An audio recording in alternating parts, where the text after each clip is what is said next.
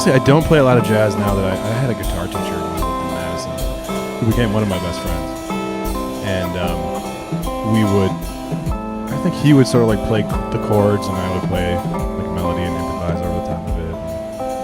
But I never did any performing. I mean, typically if I pick up my guitar now, what comes out of me like naturally is sort of like a country blues sound. Pentatonic blues scale. Yeah.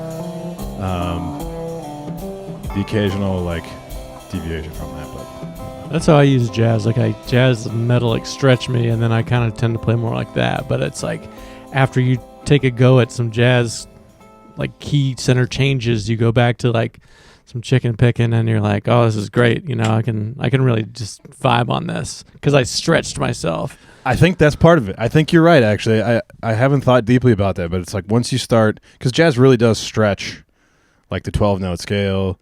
It stretches Western music. I mean, that was the whole thing where it started. And I'm not a music historian, but they're like, well, what if we take this like standard thing that everyone's doing and just like move this note here, and it sounded cool. Again, not having any of this written down. And so the whole idea was like, let's stretch what is standard, and that's right. I guess when you go back to your other playing. So and listening's a big part of it too. Do you listen to jazz? I do. Yeah, that's cool. I do. It's kind of. I was on the road this past weekend, and I got a. I didn't like Joe Pass when I tried 20 years ago, but then I went back, and this time I was like, this is amazing. I think the album was called For Django. I just grabbed my eye because I love Django, and it was just so nice. Like I had studied his chord melodies in school, and they were so fast and flashy that it was like too much for me. But this time I was like, no, this dude, he rules, you know. I want to get a book, and what I do is I just take, like I have this Django Reinhardt, it's like all his solo performances. There's like, they're called improvisations, but it's their collection of recordings where it was just him without the band. And there's some of those pieces I've been working on for like 20 years, you know. I'll just put like 2 bars and I'll just like slow it down and just loop it. And there's enough things in those 2 bars for me to write like 8 songs. You know, there's like an infinite amount of intricacy compressed.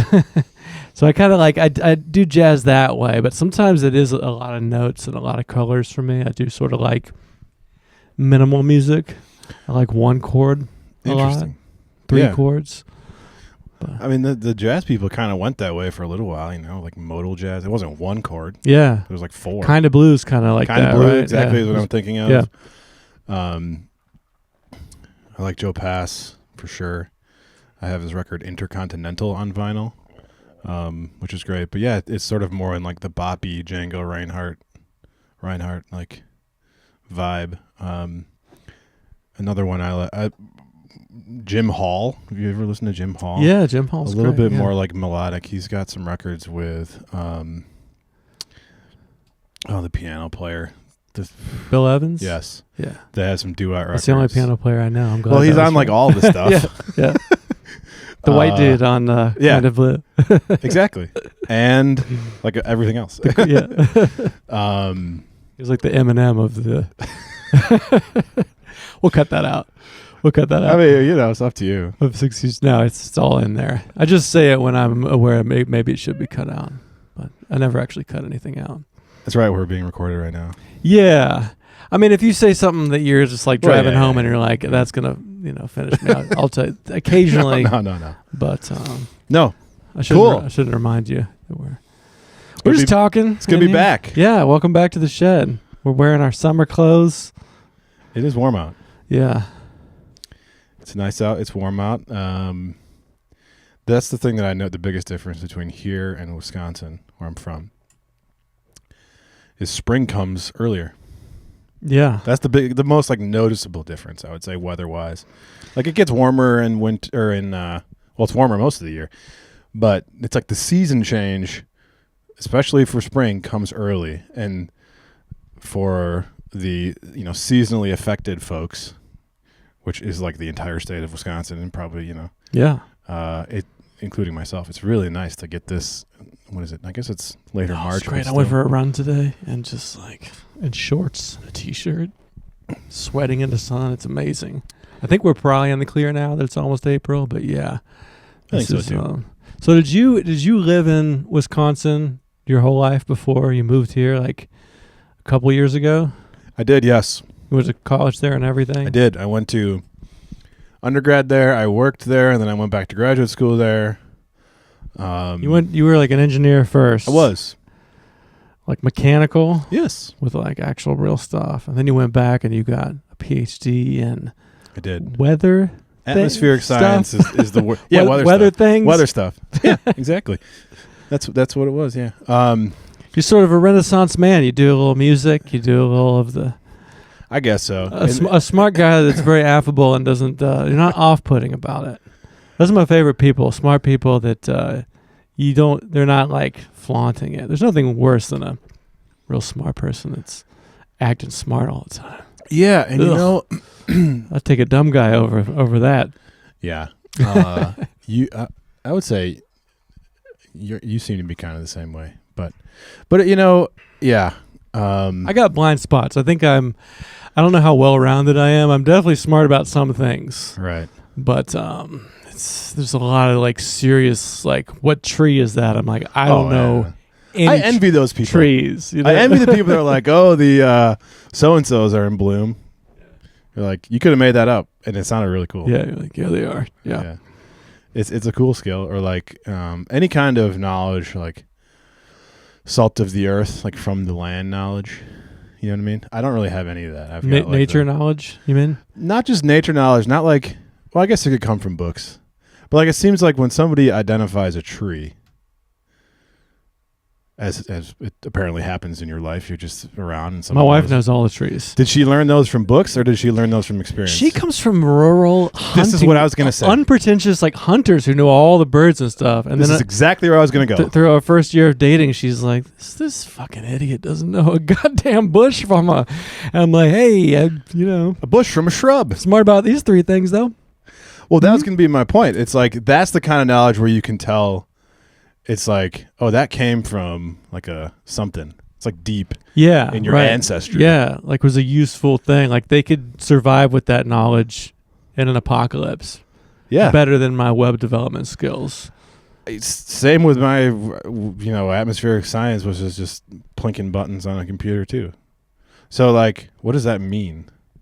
Yeah. Maybe it doesn't matter, but no, it matters. I want more. I think I'm like in pursuit most of my life for more of that, like from the earth knowledge. It doesn't have to be like nature from the earth. Timeless shit. Yeah, timeless shit. That's why I think like this, like talking and relating to people, nice. Getting to even like comedy is sort of like getting to the point quickly. Like these are timeless skills. Whereas like JavaScript libraries of the year really, it's frustrating that they make you do that kind of stuff to make money, to buy your food, to eat. Yeah. It's like once you start thinking of, well, what if I just know what the trees are and then that's how I figure out how to eat? Yeah. It's hard to do. Yeah, it is weird. I've never understood why, like, even when I was growing up, that they'd be like, if you can write about Emily Dickinson in a very smart way, that means you're smarter than the guy that fixes the toilet. Like, even as a kid, I was like, the toilet guy is obviously way more, like, he has useful, real knowledge that has value. And there's kind of this, I mean, I don't know. I like the intellectual stuff, but you know what I mean? Like, absolutely. The real, like blue collar skills, like relating to people skills, that's so much better than like being like real smart about some bullshit that's not even real. Just some person created tech. So you would put comedy more on the first category of the comedy I like is like down to earth. It doesn't talk down to you. Yeah.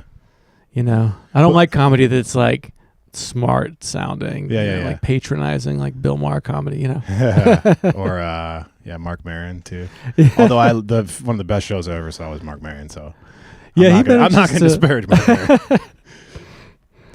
But at the same time, I don't know. I listen to a lot of comedy, but I don't really know. Like, it does seem like that is a craft of some kind, like a significant craft. And I guess what we're saying here now, it seems like I'm saying these like salt of the earth skill sets aren't a craft, but they definitely are. My point is, it does seem like there's quite a bit of experimentation. I mean, a lot of comedians, you're like, the bit is that they're dumb. but you can see that they're not. Yeah. Yeah, those are the best ones. Oh, I mean, I totally agree. Yeah. They're so smart. Like, that's what I was saying about, like, you're smart enough to know there's nothing to be gained by going around acting like you're smarter than people. There you go. Like, somebody is just smart enough to act like they're smarter than people.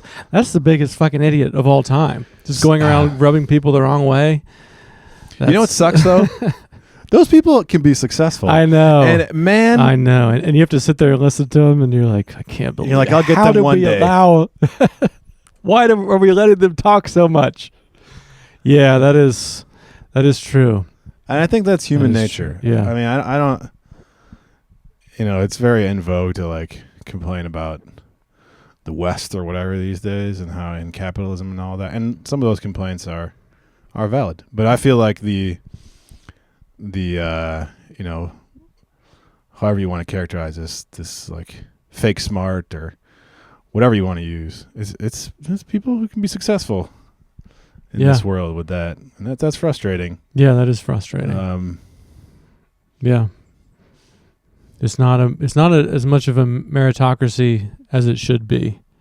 Like the idea that capitalism, it's like, well, the people that are the best at doing it get the best jobs or whatever. I mean, and that's what's best is subjective anyway. But yeah, there is like BSers can make it pretty far.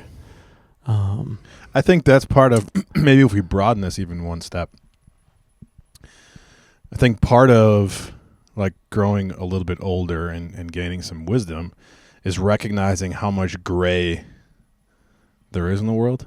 I mean, and with any kind of thing. Right. And to navigate the gray takes a skill. And oftentimes navigating the gray, I guess you don't have to be disingenuous, but to navigate the gray, you have to kind of be flexible. And the line between like flexible and disingenuous is thin, I think. Right. Yeah. You said that. It was like, well, that was yesterday, I feel this way now. Yeah. But then with some things, it's like, whoa, you see. Yeah. And this, but it's like, yeah. A lot of it's contextual too, I think, too. It's like the gray, it's like, well, that made sense at that time there. Like, I don't know. I think it's, I think we talked last time, you mentioned like being a chameleon, or like it can almost be like, I think it's underrated to kind of let yourself be persuaded. I mean, obviously you don't want to like live some complete double life where you're like clearly lying about what your morals are too much, but it's like, why not let yourself be influenced? Like, I'm hanging out with these folks. It's going to be a little this way, I'm out in the country. Hey, Totally. But then do you ever think, this is interesting because sometimes I do think about that, because then sometimes I do leave a situation and think, did I not, influence my own opinion enough? And does that make me like lesser of somebody because of that? I don't know. Yeah, I had another comedian on named Cloud recently, and they were saying like, this is a really important time to like not, there's that whole like, when the Nazis came from my neighbor, I didn't say anything. So it's like, this person's like, it's very important to always be like, you say when it feels wrong. And I really respect that, because I am sometimes just like, well, it's not, we don't want to make this hang uncomfortable. But then it's like afterwards you're like, no, where is that line? And you have to make that call quickly to be like, that's wrong. And I'm calling you out for that being wrong. And then, you don't want to be, I kind of want people to like me. I'm kind of like being affable, but there is a time and a place to disagree. And it can often be confusing as to what's appropriate. I agree. That's not in my natural like makeup as a person, to be the way contrarian. Be the way that Cloud described, but it's something I'm trying to work on. Like, I'll never be the contrarian, take a loud stand type. But I do think that that's a skill set I can work on. But, totally being the affable thing, I mean, that does have its upsides as well. And, is today's society a better time to be one way or the other? Maybe. Sometimes I think this is the way it's always been. I guess, you get to points in history where things are more contentious and maybe standing up for things is better. Some people are watching this right now thinking like, you idiot. Yes, now. But This is I don't totally know. that time. Yeah. But I don't know. History like is filled with a lot of this, and This time is so crazy too. Is it? I feel like in 10 years we'll have maybe some idea. do you think this is a good question? I'm undecided on. It's like looking back on like Y2K or 9/11. You're like, all right, I've got some perspective now. We're in the middle of one of those right now, where it's like, what the hell? Yeah, but do you think it's always been like this? I think there's a way to look at it where yes, it has always been like But this. just the way to look at it. But there's another way to look at it where you're like the sheer volume of information flying around, and this like the sheer number of just like the fact that like the fact that there's two genders like being challenged, like that's kind of a thing that's like never happened before. So there are some things that are like we've never seen this before. But then in another way, it's like. Yeah, the Cold War, my parents were growing up, like, this is the craziest time ever. We're getting under our desks. We're about to die. This is the craziest time. Certainly the pace has picked up. So Yeah. in a Acceleration lot of everything. Yeah. Kind of. I'm having flashbacks of our last conversation, too. I think we might have mentioned, like, vertical. Do we? The singularity? Yeah, like the pace. Ray Kurzweil? Whatever you're talking about with the pace picking up. It's not only speeding up, but it's been accelerating. And at That some could be. point, it's just this vertical, like, did we become creatures that adapt to just millions of tiny bits of information flying through our brain, or do we just, like, lose the AI just does it all? Or That's wow. like, it does feel like there's something that's happening right now It does. that we've never seen before. For sure. But it has always felt like that, too. That's the thing. So, And do you think that, like, is it possible to not participate in that? Like, sometimes I think, well, if I just choose not to, our attention and our fear is a commodity now, right? Like, we have, for the most part, every like material good that we could want in the West. So what's next? right. Commodify your attention, which of course is what like the phone does, what the nonstop news cycle does. I like the phrase, the world is a stage, where everyone's trying to like steal your attention. So in that setup, you have some agency to not give that Right. within some frames. Like you still probably need a banking app. But they're so good at hijacking our, like, we are in our DNA, we want approval, we want to be a part of things. Like, it's the phone addiction. It's so I mean, they studied that. They've like good. scientifically. You have to be so disciplined. You have to be like, it's almost like I get up and do a cold plunge and work out every day for 2 hours. It's like you have to kind of have that mentality just to like not be Do you pulled do that? into it. I mean, it's more like 3 days a week I go for, a run in the afternoon, but that was my example, like on the spectrum of like most disciplined, and then being a lazy piece of shit where you have no discipline. I'm like somewhere in the middle, but I'm aware that like, I don't know. I mean, I have to be on it all for like my comedy career Oh yeah. and all that too. But I do notice that like, if like one day a year where I just wake up and I don't have any plans and I just let the day unfold on its own and I'm not on my screen, that's the best day of the year. And I'm always like, why am I trying to? The phone really like, it's like fucks with my dopamine. It's Totally. like, oh, you're getting those likes. You got booked again. You better stay on here. And I become the golem of the game. And then the shame of like, I can't believe this is working on me. I'm like, I know enough where I shouldn't be letting it.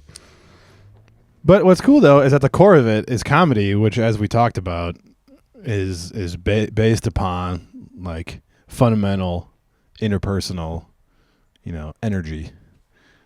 It's interesting that it kind of speaks on both levels because yeah, I imagine to have a successful career in that field now, your online presence has to be pretty significant. Yeah, I think it's kind of impossible to get booked and play the game and not be on there. And I'm very conflicted about that because if I quit comedy, I could not be on the stuff, and I could get up at 6 a.m. and do that other stuff. So there's like, yeah, sometimes I think like, why am I? It's never going to be enough. I'm never going to get enough. Like I know I'm never going to get enough. If anything, when I get some big thing after, I'm like, yeah, I need to wonder what the next thing is. Like, but I'm still I'm on the hamster wheel, just doing it. Could you? I mean, that's interesting because I think of Like, there's no way that you could be, okay, listen to me, like naive, like word of mouth, like we saw this comedian last night. Like, I guess maybe that worked in like some era. 2003 was the last time. I mean, do you have an equivalent, or you're not really on social media? You manage to kind I'm of, not, yeah. So you do like Slack for work or whatever, but Yeah. do you find that you have a phone addiction and you're on there more than you want on other apps, or you keep boundaries? Not really. I mean, YouTube is a hell of a drug. I mean, yeah. And it's pretty entertaining.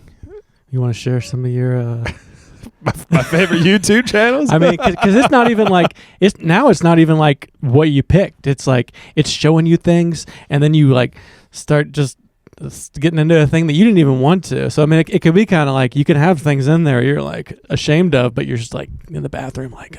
Here's a crazy one. So last year we purchased a home, my wife and I, and when we bought it, thank you.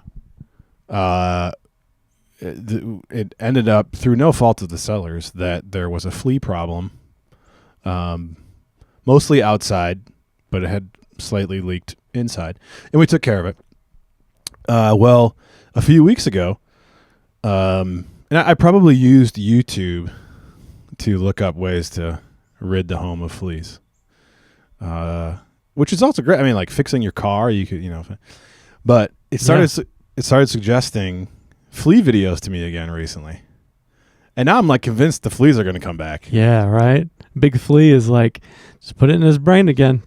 Or like the algorithm's like, yeah, let's just get him to watch. We know he absolutely has this nightmare in his mind that we can reawaken, rather than try to get him onto some new thing. It just knows. It's like I'm running billions of models on people every day. Like it doesn't even like do words that we're doing now. It just there's patterns. No, yeah. It's like this is totally gonna work. That makes me feel better because I was convinced that the YouTube algorithm, somewhere in its billions of whatever you just described, has learned like the life cycle of fleas and knew that like, well, if he watches a flea video last July, by last March, the eggs will hatch again or something. Yeah. But your point about trying to exploit a fear that it learned that I have makes me feel I'd much rather exploit my fears than actually like portend another flea infestation. Yeah.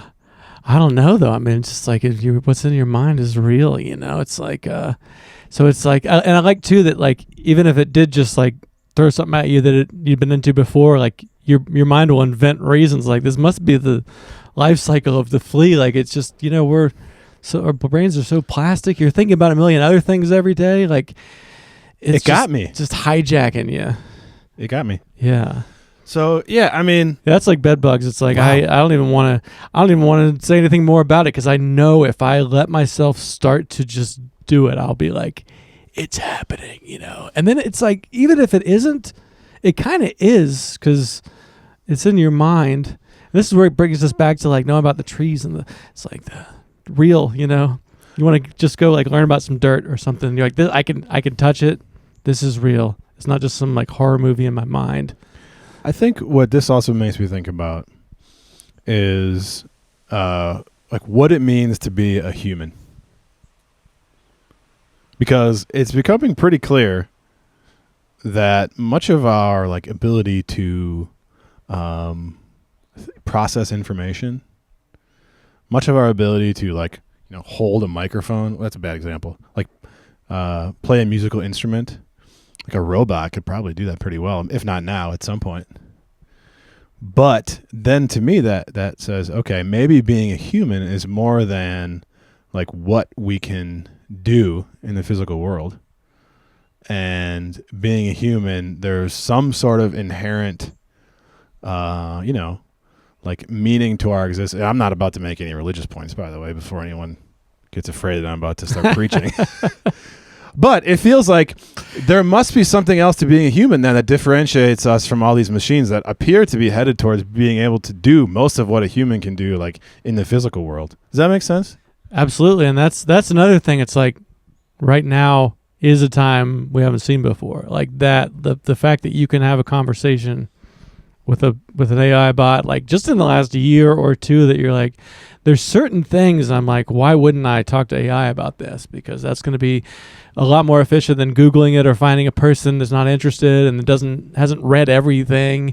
So yeah, I mean, what does it, like this existential thing that's coming from this, which brings me back to the guy that can fix the toilet. Like, I don't think a drone's going to be able to do that anytime soon. Maybe ever. Like self-driving cars, 10 years ago, I was like, that's coming way before my coding job. Turns out, no. Like, it can write code. So it's hard to guess, which is freaky. And it brings up these things like, yeah, what does it mean to be human? Like, it's Yeah, and then you see what's left for us to do. Well, it might be something that we can't recognize, is my point. Maybe that's like the optimistic view of like, well, if machines can do everything we can, then surely there's something we can't see that defines us. But I do feel that way. I mean, and even, you see things posted online. It's a really poor idea to do this, I think, but I think there's been some horror stories related to this, but people have gotten real, help talking to AI agents about, hey, I'm feeling down today or whatever. Yeah. I mean, I would say that's a very poor thing to do, but it's even showing some ability to kind of be like a friend. Yeah. Which is a little odd. Yeah. No, it's Can we find some optimism here? I feel like we're just like I don't know. It's the end of the week. I'm pretty tired. I think it is possible that AI could be the thing that saves us. I mean, that's a dramatic way of putting it, but I don't necessarily think it's going to be our demise. I agree. Obviously, we have great reason to think it is. There's a million movies about it. Not to take that lightly, but I think that maybe it could be something that helps us solve climate change or whatever, the problems that are coming with resources and our environments. So it's not going away. It's this thinking thing. What is the word that super intelligence? Is that the term? There's a couple of them. Something that's just so unfathomably beyond our comprehension. And then you're interacting with it, and then what is it? I mean, I am actually an optimist. I am an optimist. I mean, so back to kind of, the work that we do, which is research and present climate research. There is a lot of promise towards AI being able to address these problems like you described, particularly climate change. The ability for these AI models to quickly provide results much faster than we've been able to with traditional style is real. It's a real capability to quickly analyze, future scenarios, to adapt to them. The ability to just do massive amounts of analysis. It definitely is a reason to be optimistic for sure in lots of fields. I know climate change the best, but I think others too probably.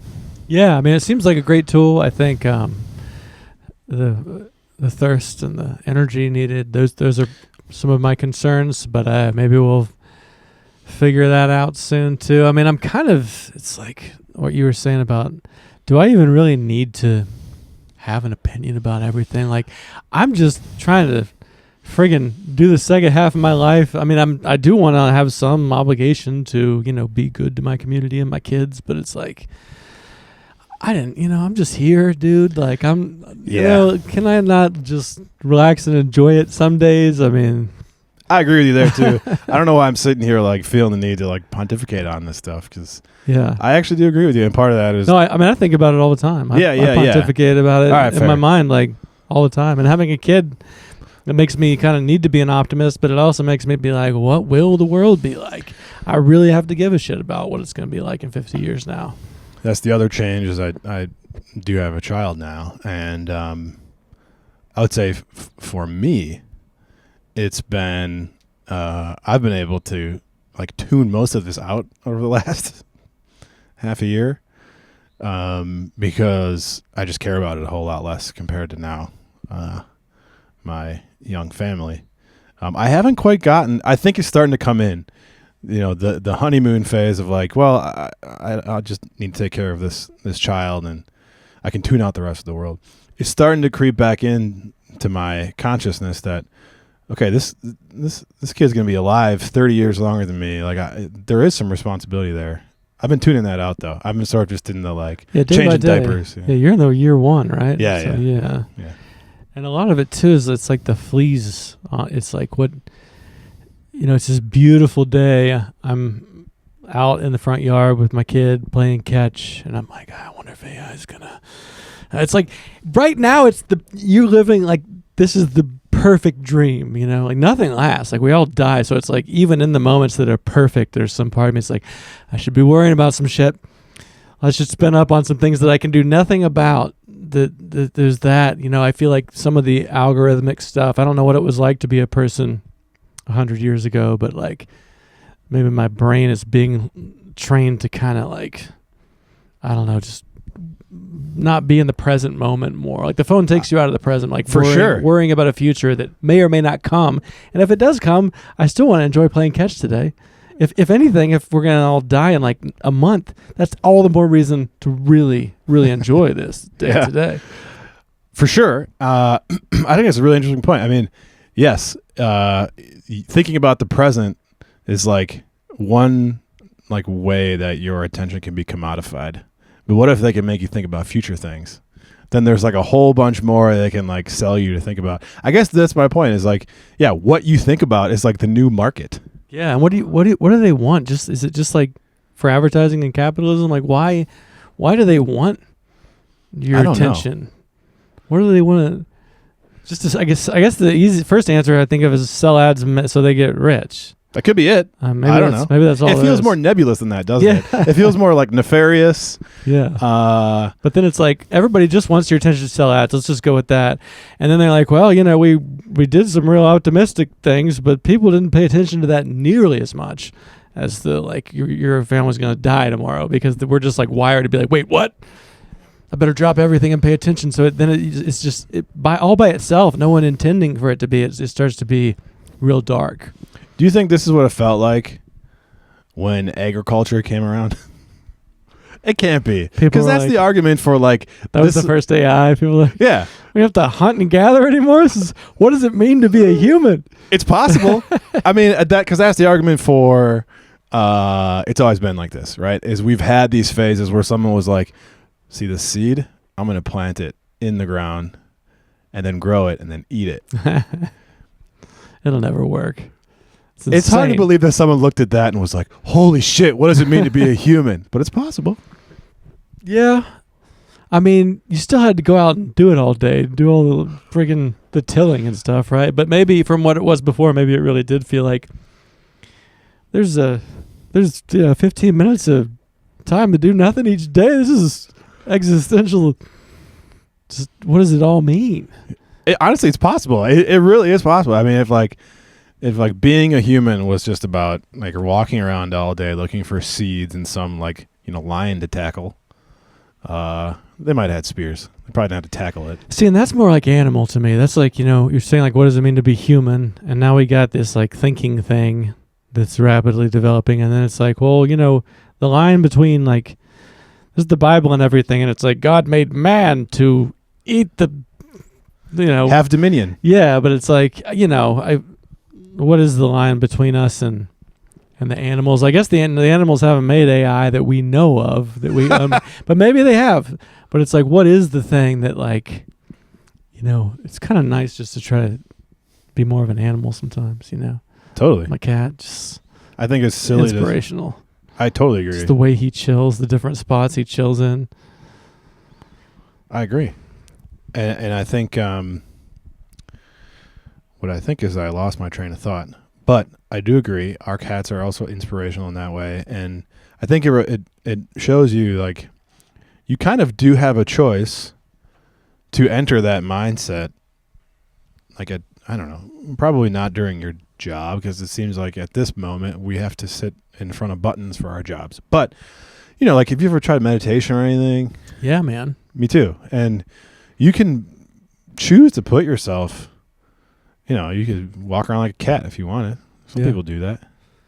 Sometimes I think I should really just quit all the comedy and just do that with all those hours. Just sit and watch the trees. That it's very clear that that's a better thing to do. Oh, it's not nearly as funny. Yeah, it's not as funny. I mean, maybe it's, I don't know. I guess, the one brings you into contact with a lot of people. But yeah, I've been actually doing morning meditation again for like the last month, because about a month ago, things got so crazy and busy, and I was like, I really need to.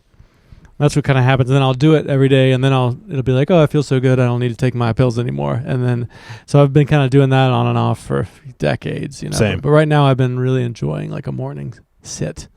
I think it's very helpful. I mean, I agree. It goes in phases, but it can be extremely powerful. Like I've had, it can be very helpful. Or like breathing. I'm reading this book called Breath right now. You ever heard of that book? No. It was kind of like a pop sci hit a few years ago, just after COVID. It's all about how breathing through your nose can do like incredible wonders that you would never dream of for your body, including, and I don't know the exact science of this, but there are certain parts of your nervous system that, especially in today's society, just get tuned up.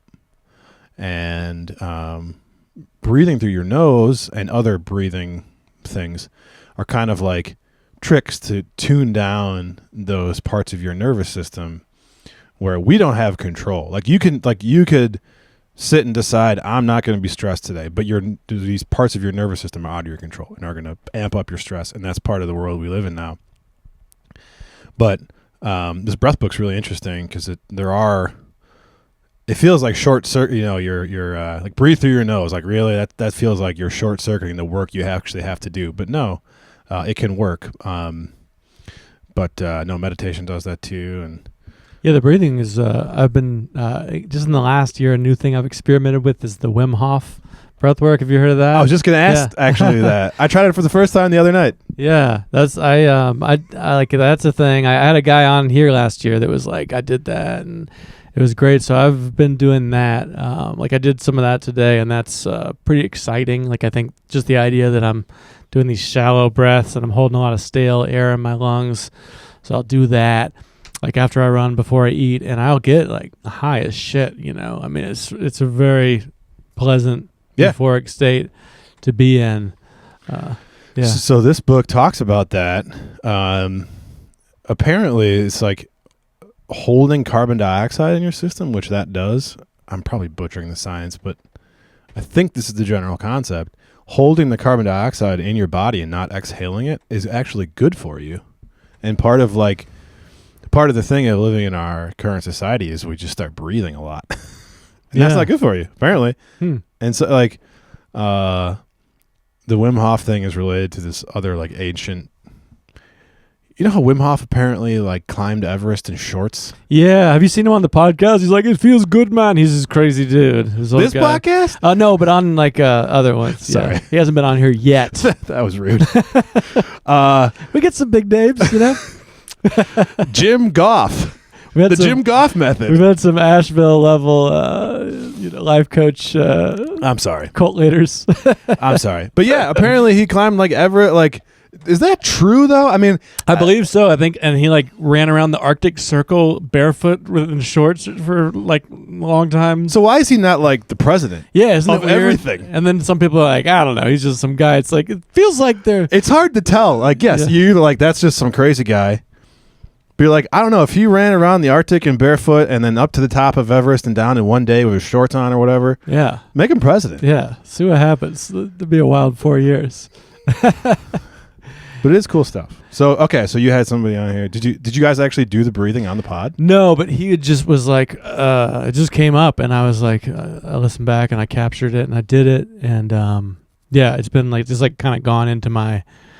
There's so many things that are interesting that it's like, that's my problem is it's like, how many can I do? Like, right now it's like 3 days a week. I'll go for a run, and then I'll do like some weights and like body weight stuff. And then I'll do the Wim Hof stuff, and then I'll eat. Cause I've noticed if I do the Wim Hof stuff after I've eaten, it's like, I can't do it. There's something about the, like being on an empty stomach that allows me to just the space. Yeah. The space probably. And for me, it feels like it's almost like a simple, like, if you want to like make your body be good and last a long time, like you got to go through the range of motion. It's like you got to stress it a little, and it's just like my lungs are this thing that like if I don't make a point, it's just kind of like running sort of does it, but the Wim Hof really is like I can almost picture this big like plastic bag or something. Like it's like I want my lungs to be good for as long as they can. It's like a big deal for my health, so why not make a point to like flex it all the way out and in, and then it just feels like even my skin just kind of feels like I don't feel like death's gonna get me quite as soon. The Reaper. I'm getting old enough to where I can feel him like coming in and be like, yeah, really, yeah. I mean, I can't quite feel him, but like I can see where he's gonna come from. Just like the soreness from like weird random little shit. It's like, the range of motion thing is really funny because it's like that is what I like want to do now. Just like move my joints. Yeah, I don't need to do anything but like just move. Yeah, like, go for a walk. Like when you breathe and all of a sudden like your ribs and everything open up. But I like something you said before. It's like there's so many things that are interesting. That's my problem. I never understood anyone being bored ever. I mean, it's just like there's too many insanely interesting, and especially now that you can get on YouTube and you can learn how to. So it's like which is it's a great tool in that way. It's like there's just more to get interested about. I want to start doing that every day, and then you start doing it every day, and this feels great. But I gotta not do some other thing because I have a career and a family, and I just want to do stuff like that all day. It does feel like there's a path forward though, where you somehow fight the science that has learned to addict us to all this stuff and just use it for the good. And that's not a bad life, I guess, if it can be done. It's hard to do, but like, go on YouTube and learn how to fix your car and like do the Wim Hof. Yeah. And then go like read a book and go to bed. Yeah. How many jobs gets in the way, Yeah. So that's what I think. I mean, I think like instead of ditching the comedy and like staring at the trees, ditch the plink, plink, plunk, plink, plink, plink, plunk. Yeah, no, it is kind of. You'll get there, maybe. Is that what you want to do? Yeah, I mean, I don't know. Depending on the day, whether I let myself actually like say like, I want to make a living off comedy, because I also feel like doing things that I don't want to do, having to do things I don't want to do regularly, probably does make the other things good.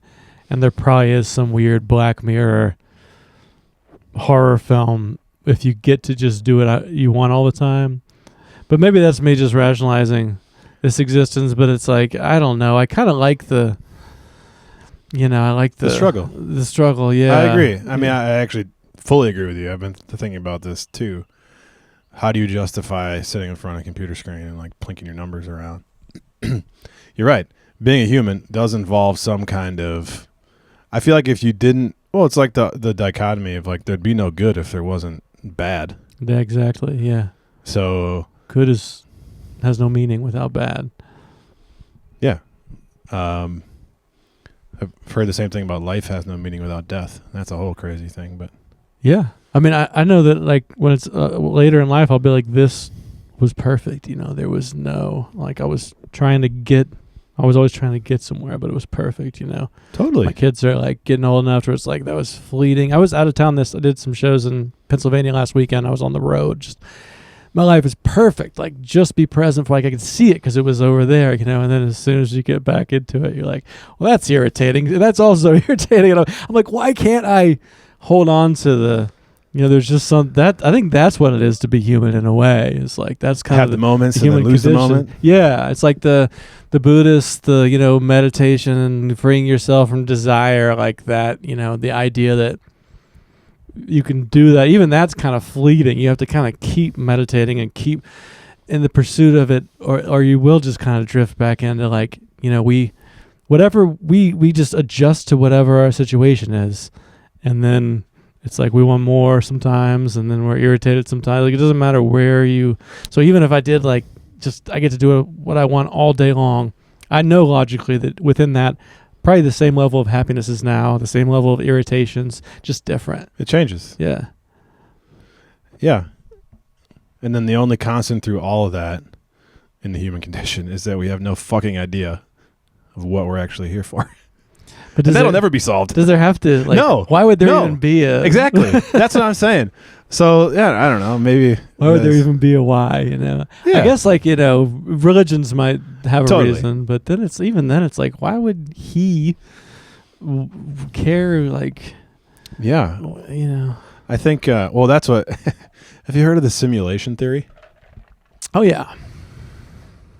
Is it not? Am I the only one that feels like that's very similar to like creation in the Bible? Like, go on. Like there's something in the human condition that is satisfied by saying, well, someone else put us here. Yeah. That's all I got. Like so we just let's riff on this. Yeah. We need.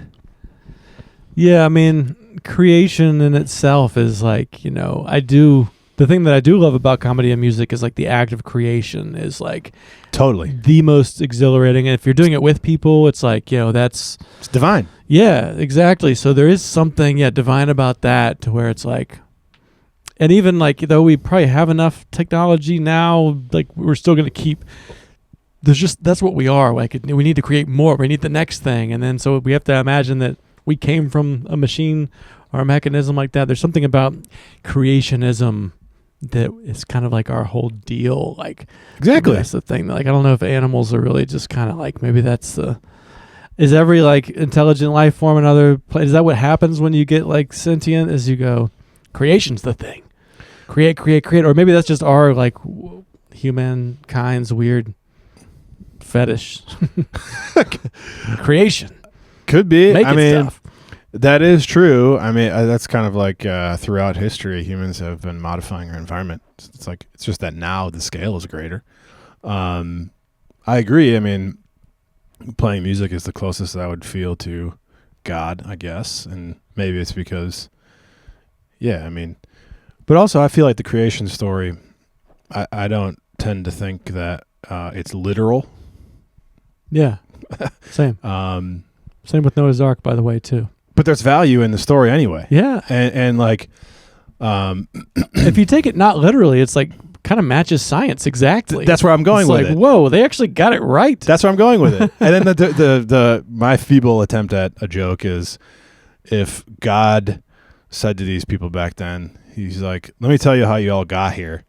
There's this thing called DNA made of molecules, made of atoms, and they're like, what are you talking about? And he's like, fuck it. Day one. Yeah. Because and so that to me brings up too, like, what does true mean? Now true means scientifically proven.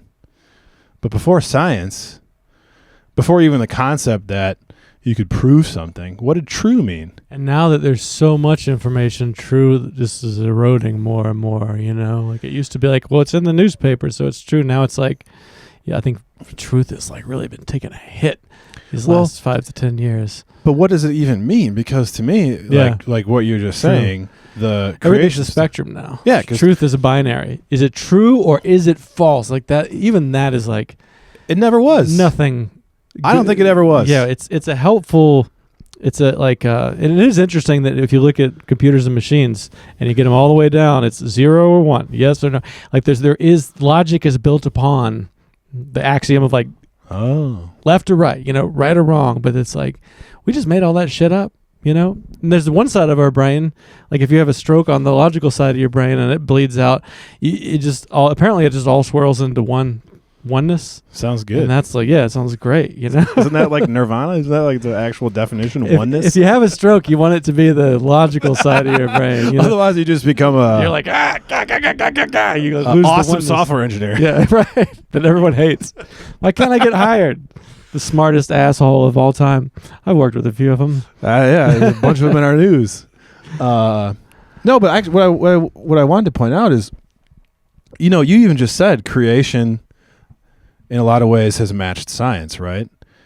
The Big Bang, like the first bit of Genesis, Yeah. There was nothing, then there was the thing. It's like the same as the Big Bang, but as you said, it's like, if God was like tried to say it with like gravity, like laws of gravity, and Newton said, he's not alive yet. And Trust me, he'll be and here. He's like, oh, God damn it. All right, there's a talking snake, okay? Like, you just, Yeah. You just start being, and then everyone's like, oh, yeah. oh, snake's talking? That makes Crazy. sense. That's a story I can repeat. And then if you do it right, which I think a lot of the creation myths maybe do, is it has the same meaning for you. And so if you read, and other, we're not just talking about like the Christian creation myth, or I'm not, there's creation myths in other traditions. If true is scientifically provable, maybe not. But if true is helping you understand the world and meaning, it might be more true. True is a construct. Truth is a spectrum. Everything's a spectrum now, you know. Then we're back to spectrums. So it's like, truth is. So that kind of means like that's back to our like, you know, when I'm hanging out with this crew, I might my truth might is contextual. You know, like that was absolutely true for me in the 2000s. You know, that's not true for me now. It's not truth. Is not transcend time and context. Truth is relative. Exactly. And right now we have a certain definition of truth.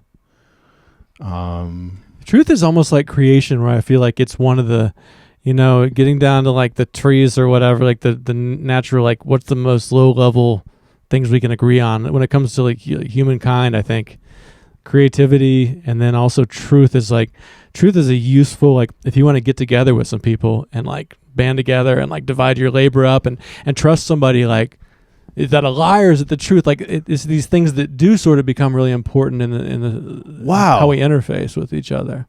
That's really interesting, that agreeing upon a truth is like a trust mechanism. Right. Because you think animals need, like, know if it's true or not? They're like, well, I'm getting eaten now, I guess. You know, yeah. What else is there to say? Well, yeah. That's really fascinating. How much of our constructs of truth are about in-group trust or like power mechanisms even? Yeah. Oh, fuck. Right. Yeah. Like you get in control and you start being like, this is the truth. And somebody's like, actually, it's like dead, you know? Definitely seen that, I guess. There's like some languages too where, you know, I wish I spoke more languages, but like some languages apparently you can't say like, I should have done that, or I would have, or I could have. It's like you did or you didn't, you know? I've heard this. So I wonder if like the idea of truth is even different in different cultures, or if we have like a very unknowingly like American sense of truth. Right is right. Yeah. I've heard that too. And I think that's a whole other topic. How much a language affects the way a culture operates. Or maybe it went the other way. I don't know. Like French is supposedly like beautiful. French culture is really beautiful. I don't know. Yeah. I don't know French. Never been to France. Yeah.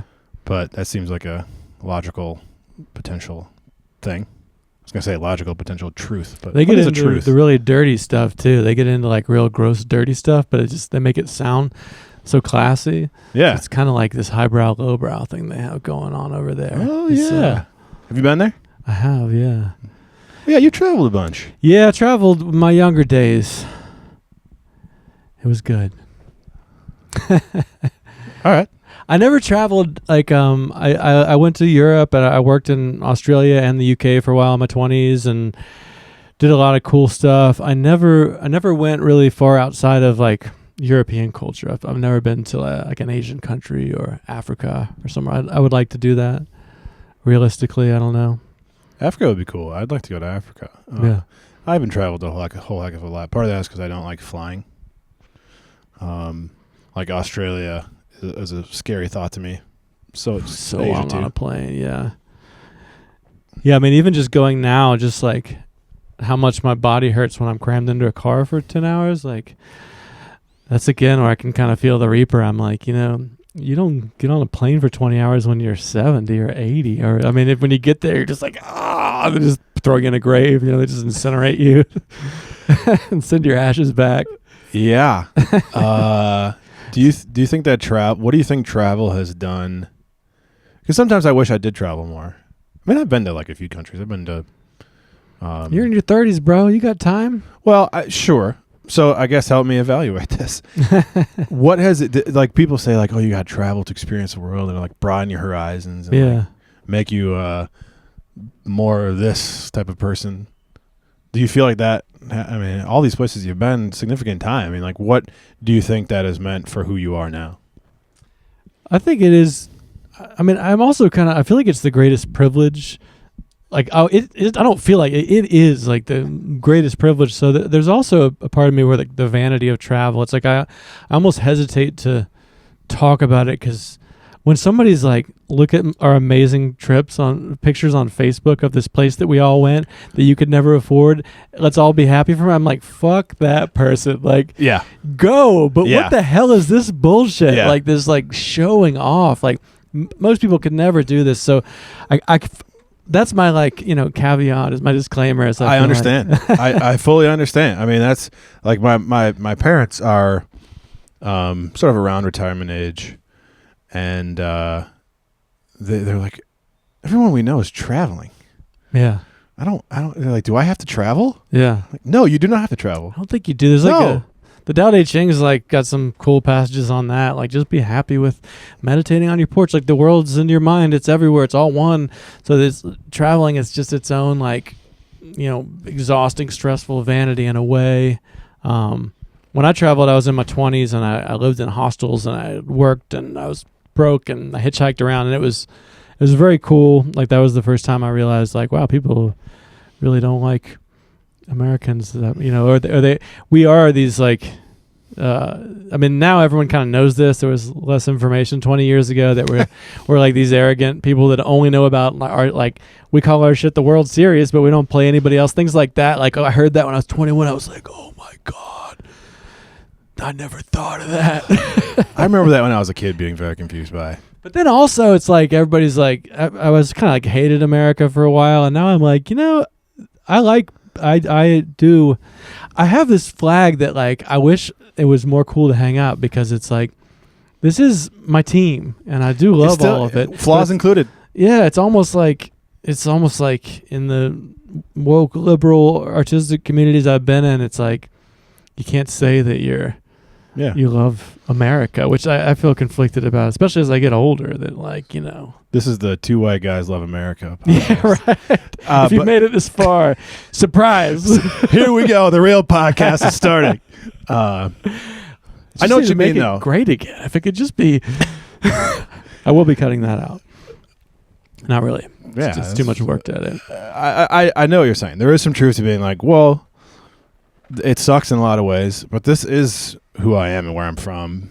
So to just be like, it sucks and separate yourself from it is sort of like not, I think, being fully honest about the situation, which is like all those flaws are also what brought you here, right?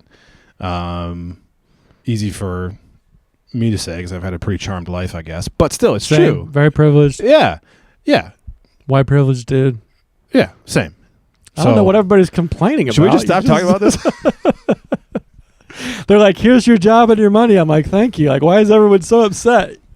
But I do think it's like, this is who I am. This is where I'm from. Like, I can help make it better, try to help make it better for others, I guess. I don't know. Yeah, it is, what am I saying? I don't know. I mean, it's fun we don't have to stay in it, but it's an interesting place to be. Just trying to like hold dichotomy. That's a thing I'm like that's kind of like what we were saying about, is it true or not? It's like it's both, and great. That is allowed to be a thing. That like, is there a ton of blood on our hands? Is it is America? Yeah.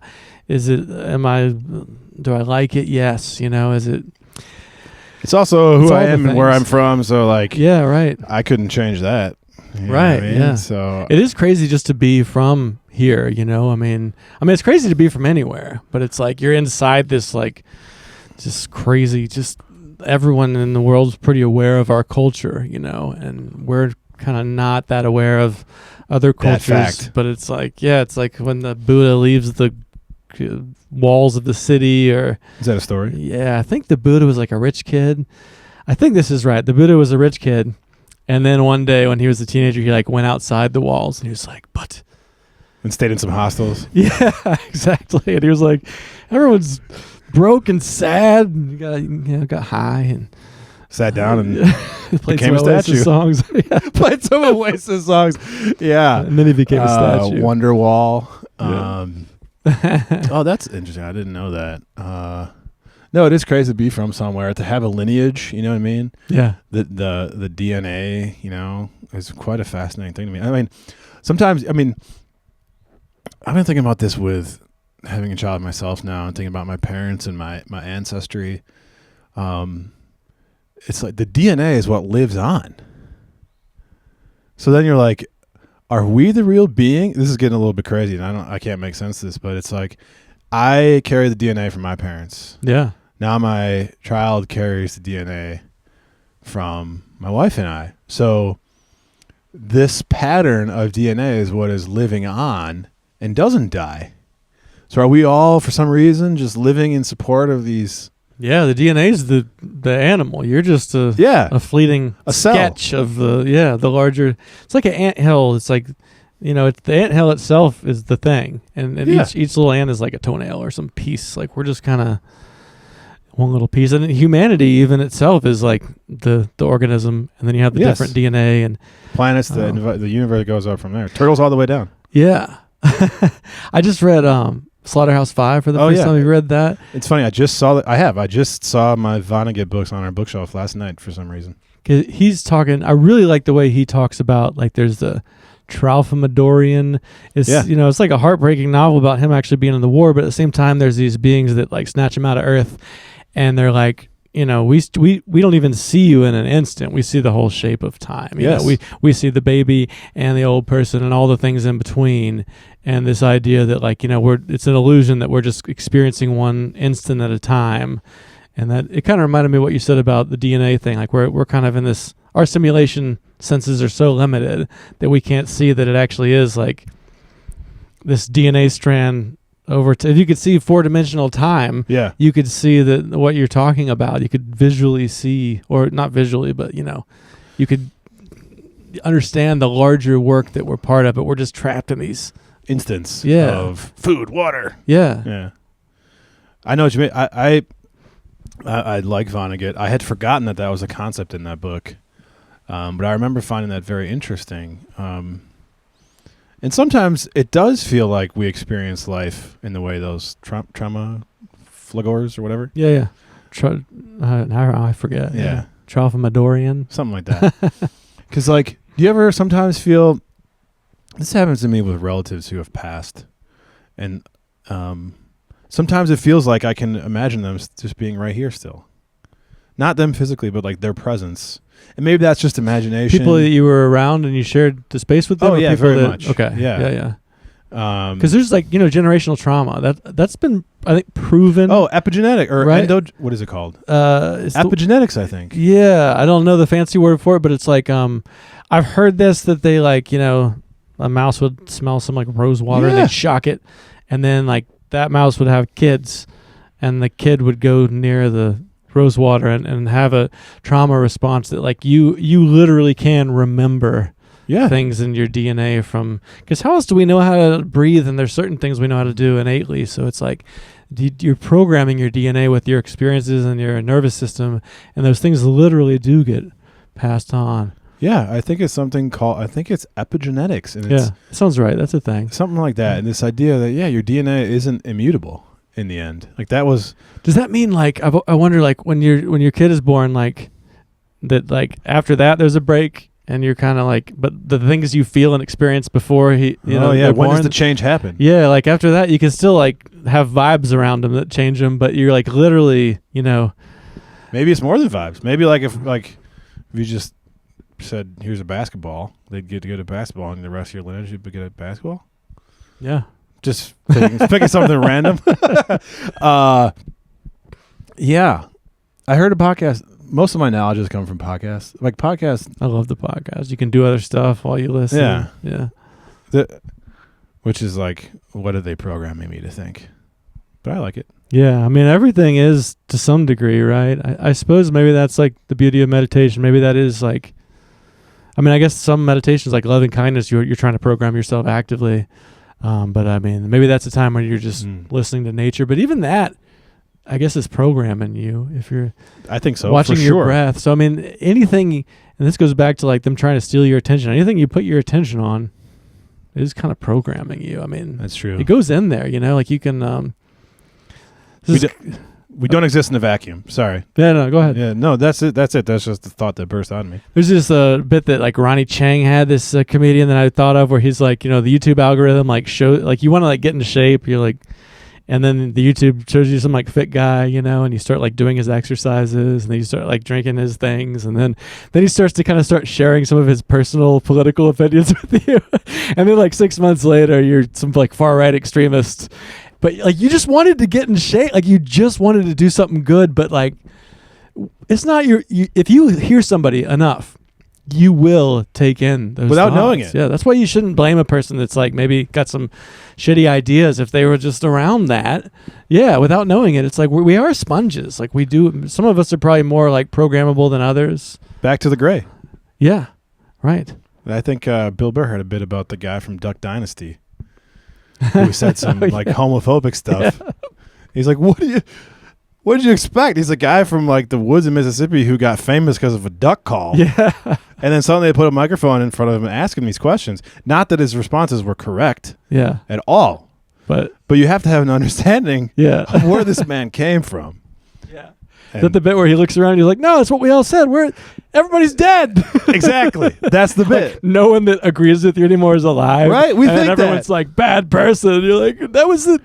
Doesn't make it right, but That's like truth. That's like that type of thinking was what was true. Like being like racist, the ways that are racist now was like true in the culture when you were a young impressionable kid being programmed. And there's things now that we'll look back on and be like, can you believe it? That's great. That's the great thing about you're a millennial, right? Like I am I started comedy in my mid 30s and now I'm like getting like my mid 40s, and like when I started comedy, the millennials were like in their 20s and they were like, fuck you, we can't say that. But now the Zoomers are coming for the millennials, and they're like, the millennials are starting to like like some of the things that y'all said are starting to be like not true, and it's like because it's like they will come for you, like it's gonna, there's some like when I was like in my 20s I was idealistic too. I was like, George Bush dad, you don't know, man. He's like, whatever.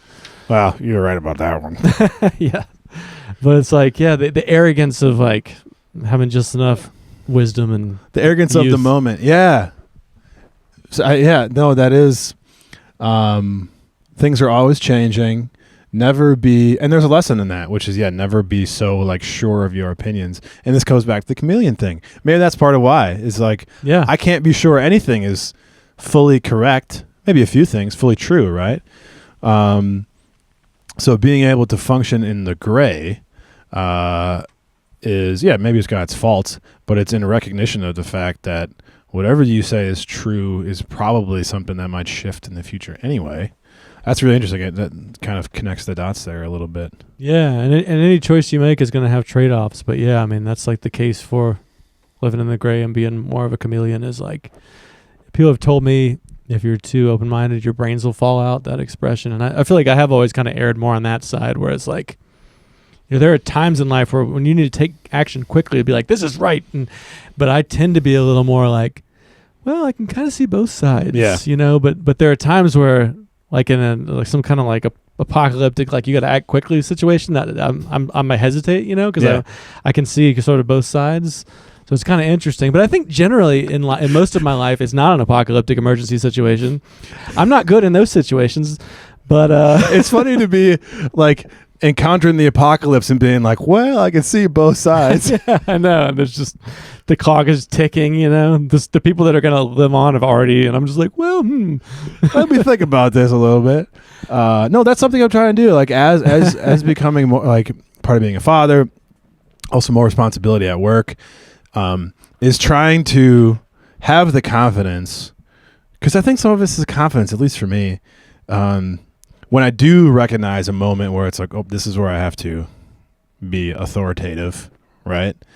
It might not come naturally, but I do think that's part of certain roles in life to learn how to do that. I mean, have you found that in being a father? Yeah, definitely. And it doesn't come naturally to me because I kind of am like, nobody tells me what to do. I don't tell anybody else what to do. That's just kind of always been my vibe, but that doesn't work as being a dad or in your career as well. So that I think that like maybe our culture doesn't really have like certain rituals where you have to learn those things on your own. I think I probably have like would be in charge of more things if I was a bit more like that, but I am kind of more like I still hang out with like the young maniacs, like but yeah, I do feel like you do need to step up sometimes and be the authority, and that does not come naturally to me. And it is a confidence thing for sure. It feels good afterwards when you do it and you're like, I did the right thing even though I was uncomfortable. That feels good. It does. So did you just like brute force adjust to that as a father, or like how did do it when you can and don't? My wife's more hardcore than me, I will say that. I got the same situation. So. And it's definitely kind of a like, you need to be the asshole too. And I'm like, yeah, that sounds right. Yeah, I'm the asshole. Yeah. Yeah, I mean, it's also like, I guess I was just raised with like, you get yelled at and if you like put a hole in the wall, but now it's like, let's have a talk about. So I don't know if I'm just raising them to be like weak Asheville hippies. Like the culture I'm in now is so different than the one I grew up with. My whole life is a reaction to the things I didn't like about the conservative Southern culture I grew up in. But then sometimes I worry I'm going the other way and I'm like screwing them up by being like, well, shit happens, whatever. That's one of the things that I had a rare moment of, I think, like enlightened thought, which was before we had our child. It was like, I actually did recognize that I'm not going to be a perfect parent. And I think that's because in most of the areas of my life, I am a perfectionist. So I put a lot of thought in the, before into through like meditation, recognizing that I'm not going to be a perfect father because that's impossible.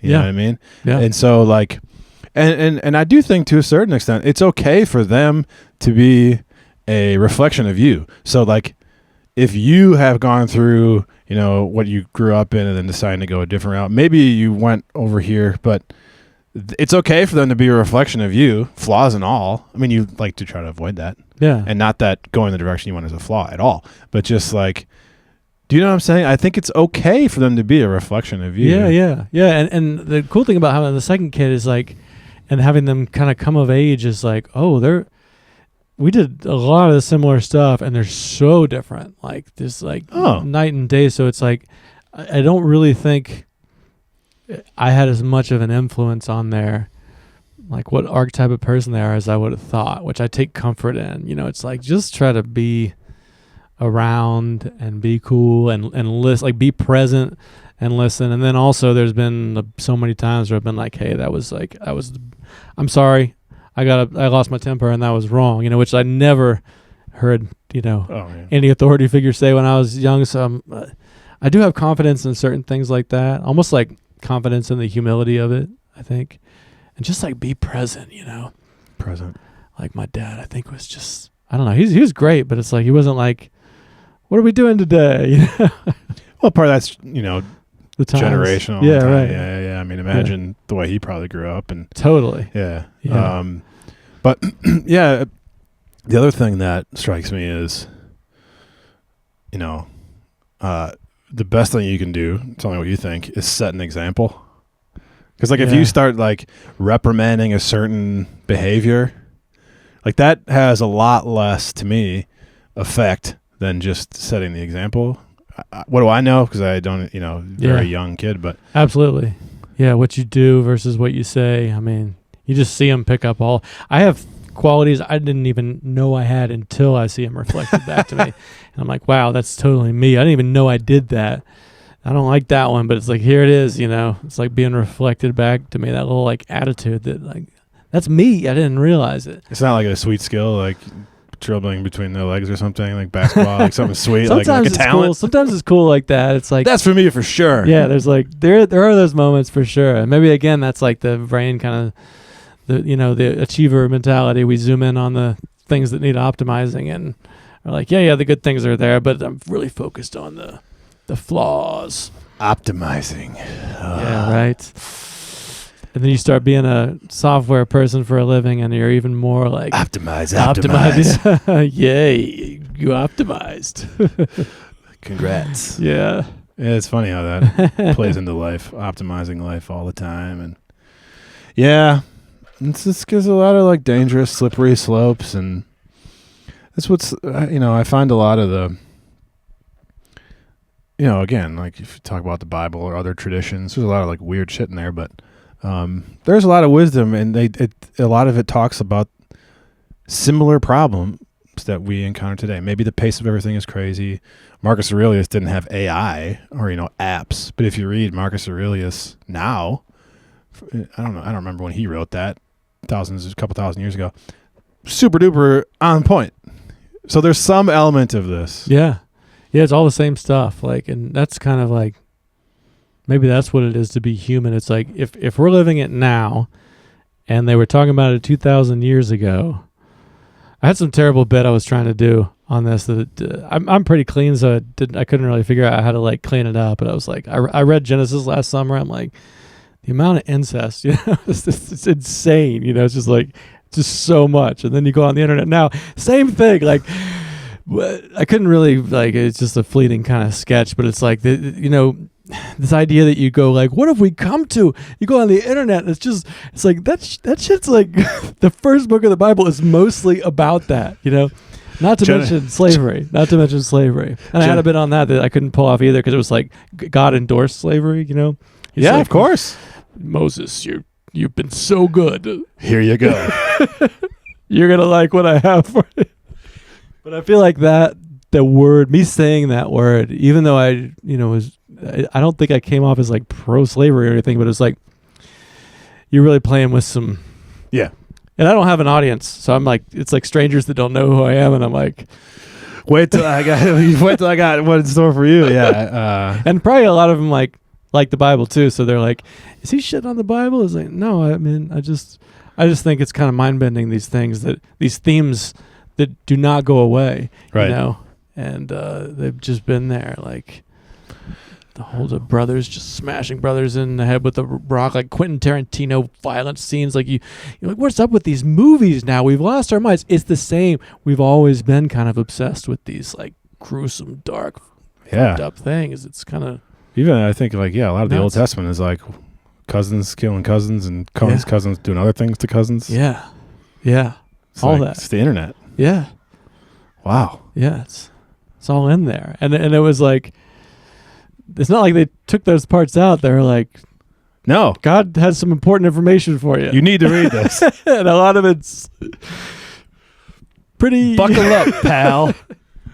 Is it just a bunch of like nice prayers and shit? Like, well, you'll get there eventually, but first you got to read the Old Testament. Yeah, like the opening scenes, you're like, oh my God, like a talking snake, like brothers smashing, like take some slaves. You've done such a good job. You're just like, holy shit. Hey, let me tell you, I like apples.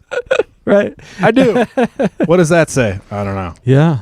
Apples are great. And clothes. Apples are still here. Clothes are still here. It's all the same shit. Yeah, it is. It's just on the internet now. Yeah, I don't really want to upset anybody with my comedy, though. I feel like it was too irreverent, and I couldn't quite make it work. But it's kind of like the jazz. It's like going, like I spent like a few weeks trying to work on that, and then I came back to kind of like my normal flavor of comedy, and I was like, oh, I think I'm better at this now, because I tried to stretch, and maybe 5 years from now I'll be able to like take those topics on. And is there a way to do it? I think there is, where, and I know I think we've talked about comedians that take this approach, and I'm sure you do too, where you take a person as far as you can close to the edge, and then bring them back, right, and release that tension. I mean, like jazz. There's a guitar player, John Scofield. He's not the only one who does this. Yeah. Do you know John Scofield? Yeah. He, when I hear him, I hear a lot of when he goes outside of the scale. And he introduces dissonance intentionally, and that builds the tension, right? And so that is a very similar thing to me as a comedian, being like, well, here we're going there. Yeah, I love that. I never thought about it. It's like tension and release. Yeah. Jazz, comedy, same thing. It's a skill. It's really, I mean, that's, you can't just randomly plink around on a guitar, and you can't just start saying crazy stuff on stage. That's the incredible skill. And both of those things, like the really edgy joke that is done by a comedian skilled enough to release it, a lot of open mic for sure. And jazz, but I think both of those art forms too, you need an audience that has culture. It's kind of a pretentious word, but they, I didn't get jazz right away. Like I had to be, it was like my palate, it's like tasting sushi the first time or something. It took me a while to really, and then the more you get distinguished with it, the more you can like take these crazy jazz harmonies and get it. I think comedy can kind of be like that too, or like, a general audience of people that don't go deep to the edge. Take it literally. Yeah, right. So there's all these different, like what their palates are. I was at a show, I won't say which comedian, I was sitting next to a guy who was taking it all literally. It's like, dude, stop chugging your Coronas. And that was not a cultural reference, by the way. It just happened to be the beer he was drinking. And getting fired up about it. It's like, dude, this is a joke. So, yeah, I think you're right. You have to be able to understand what's happening. But, yeah, there's a similarity there. Yeah. Well, I don't know. Should we wrap up on that note? We've hit our time. Sure. Oh, well, yeah, we have. Yeah. It's been a while. It's been good. We got going there too. I was like shaking out the work cobwebs at the beginning, but yeah, we just use it as our launching point. Yeah, it was a great conversation. A lot of cool themes to listen back to. I like how there's just naturally emerging themes, like things that will callbacks that'll happen on their own. Like truth and creation and gray. Yeah, jazz. Yeah, jazz comedy. Yeah, that's sort of the bookends. Yeah, that's true. Maybe that's what. Yeah, I kind of sensed. I was like, yeah, when you start, I felt that too. You get back to where you started from. It's like, well, I think we landed it. Yeah, I think so. I think we did. Didn't stay too long on our love for America. We just kind of breezed right through it. Go to the Patreon for that. Yeah. 2 white guys, 6 hours of like. I mean, it's just great. Can you believe so much freedom? I like the freedom mostly. A lot. All right, dude. Thanks for coming on, Thanks James. a lot, Ryan. Appreciate you.